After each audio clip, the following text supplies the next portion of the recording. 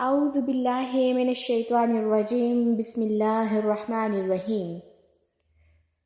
تمام دیکھنے اور سننے والوں کو میری طرف سے السلام علیکم ورحمۃ اللہ وبرکاتہ۔ حضور نبی اکرم صلی اللہ علیہ وآلہ وسلم اللہ تعالیٰ کے محبوب بندے ہیں۔ اللہ تعالیٰ نے ہم سب جتنے بھی مسلمان ہیں ہم سب کو سب سے پہلے مسلمان ہونے کی جو دلیل ہم سب دیتے ہیں تو پہلی چیز پہلا کلمہ ہوتا ہے وہ بھی لا الہ الا اللہ محمد رسول اللہ سے منسوب ہے۔ اسلام کی گواہی بھی اسی کلمے سے دی جاتی ہے اور یہی اقرار ہوتا ہے اللہ اور اس کے محبوب صلی اللہ علیہ وآلہ وسلم کی محبت کا۔ اب اللہ تعالیٰ نے تو ہم سب کو بنا دیا، حضور نبی اکرم صلی اللہ علیہ وآلہ وسلم کو پوری دنیا کے بنانے سے پہلے اللہ تعالیٰ نے مبعوث فرمایا۔ اب حضور پاک صلی اللہ علیہ وآلہ وسلم سے محبت اتنی اللہ تعالیٰ کی کیونکہ اللہ کا نور ہے، اللہ نے اپنے نور میں سے نور کو محبت کی دلیل سے ہم سب کو واضح بیان فرمایا کہ میں محبت کرتا ہوں، تم بھی میرے محبوب میرے بندے حضور نبی اکرم صلی اللہ علیہ وآلہ وسلم سے محبت کرو، تمہارے ایمان کی یہی پختگی ہے۔ تو ہم سب بھی جتنے بھی مسلمان ہیں اور پوری دنیا میں جتنے بھی لوگ ہم سب جتنے بھی پیدا ہوئے ہیں ہم سب کو اللہ تعالیٰ نے جب پیدا فرمایا تھا تو اس سے پہلے ہماری روحوں نے اللہ تعالیٰ کا اقرار کیا تھا۔ اب اللہ کے محبوب صلی اللہ علیہ وآلہ وسلم سے محبت کا اقرار کیسے دینا ہے؟ اللہ تعالیٰ نے تو قرآن پاک جیسی پاک بابرکت کتاب اتار کے حضور نبی اکرم صلی اللہ علیہ وآلہ وسلم کے حوالے کر دے وحی کی صورت میں، اور اس سے پہلے جتنے بھی انبیاء کرام گزرے ہیں 1,24,000 پیغمبر گزرے ہیں، وہ تمام پچھلی قوموں پر اللہ تعالیٰ پیغام کی صورت میں ان نبیوں کو بھیجتا رہا، ان کو واضح و نصیحت تاکہ وہ کرتے رہیں،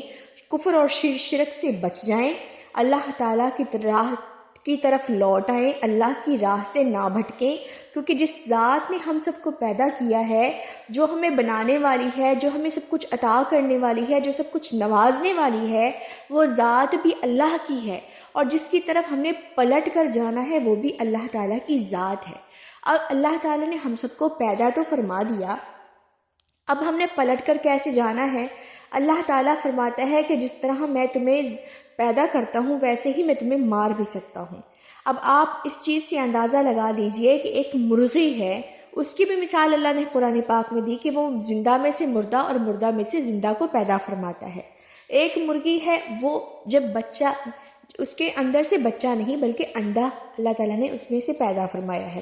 اب مرغی میں سے انڈا وہ بے جان ہوتا ہے اور اسی بے جان میں سے جاندار یعنی چوزے کی صورت میں ایک جاندار پیدا ہوتا ہے، تو کس کے امر سے؟ اللہ تعالیٰ کے امر سے۔ اللہ تعالیٰ فرماتا ہے کہ جب تم دنیا سے واپس پلٹو گے تو تمہیں میری طرف ہی لوٹ کر آنا ہے۔ حضور نبی اکرم صلی اللہ علیہ وآلہ وسلم کے ہم خوش قسمت امتی ہیں اور اللہ کے محبوب ترین بندے حضور نبی اکرم صلی اللہ علیہ وآلہ وسلم ہیں کہ جس نے اپنی ذات اپنے اہل و عیال سے ہٹ کر اپنی امت کا خیال سب سے زیادہ کیا۔ ہم سب اتنے گنہگار ہیں، اگر صبح سے لے کر شام تک ہم اپنا موازنہ کریں تو ہم اپنے گریبان میں اگر جھانک کر دیکھیں تو صبح سے لے کر شام تک ہم گناہ کماتے ہیں، ہمارے پاس نیکیاں کچھ بھی نہیں ہیں۔ سوچئے ذرا، موازنہ کیجئے گا، رات کو جب بستر پر آپ جائیں گے آپ نے صبح سے لے کر شام تک کس کا دل دکھایا، کس کے ساتھ حق تلفی کی، کس کے ساتھ زیادتی کی، کسی کا دل توڑا، کسی کی نافرمانی کی۔ سارا دن آپ سوچئے گا تو آپ خود اپنے اندر ان عیبوں کو تلاش کر سکیں گے، کتنا ہم نے اللہ اور اس کے محبوب صلی اللہ علیہ وآلہ وسلم کا حق ادا کیا، کتنی میں نے اور آپ سب نے نمازیں پڑھی، کتنا قرآن پاک پڑھا، کتنی حضور نبی اکرم صلی اللہ علیہ وسلم کی سنتوں پر عمل کرتے ہوئے ہم نے دن یا گزارا یا ہم نے زندگی گزاری۔ تو اگر ہم اپنا موازنہ کریں گے تو ہم کچھ بھی اس میں سے اپنے حصے میں نہیں پا سکیں گے، کیونکہ ہم خطا کار ہیں، گناہ کے پتلے ہیں۔ اب اللہ تعالیٰ کی ذات کی طرف ہم سب کو پلٹ کر جانا ہے، تو اللہ نے اپنے محبوب کا وسیلہ ہم سب کو کیوں دیا؟ ان کی امت میں ہم سب کو جو بنا دیا، تو آخر ہمیں بھی تو ان کا حق ادا کرنا ہے۔ اللہ کے محبوب صلی اللہ علیہ وآلہ وسلم اس وقت قیامت والے دن تمام اپنی امت کی شفاعت کروائیں گے، بخشش کروائیں گے۔ تو مجھے اور آپ کو شرمندگی ہونی چاہیے کہ ہمارے نبی پاک صلی اللہ علیہ وآلہ وسلم ہم نے جو پوری زندگی میں گناہ کیے ہیں، ان کی بخشش کروانے کے لیے اللہ کی بارگاہ میں رو رہے ہوں گے، اس وقت پریشان ہوں گے، اے اللہ یہ میرا امتی ہے تو اس کو بخش دے، جب تک یہ جنت میں نہیں جائے گا تو میں تجھ سے معافی کی درخواست رد نہیں کروں گا۔ تو یہ بات ہم سب کو سمجھنے والی ہے کہ اللہ تعالیٰ کی ذات اپنے محبوب صلی اللہ علیہ وآلہ وسلم سے محبت کی خوبصورت دلیل یہی دیتی ہے کہ ہم حضور پاک صلی اللہ علیہ وآلہ وسلم پر صبح سے لے کر شام تک کثرت سے درود پاک پڑھے، ان کی سنتوں پر عمل کرے، اور پورا دن صبح سے لے کر شام تک اپنے تمام فرائض کو انجام دیتے ہوئے تمام حق ادا کریں، حقوق اللہ بھی ادا کریں، حقوق العباد بھی ادا کریں، تاکہ ہماری یہ جو ادائیگی ہے یہ اللہ کی بارگاہ میں قبول ہو۔ اور آپ اس بات کو سمجھ لیجئے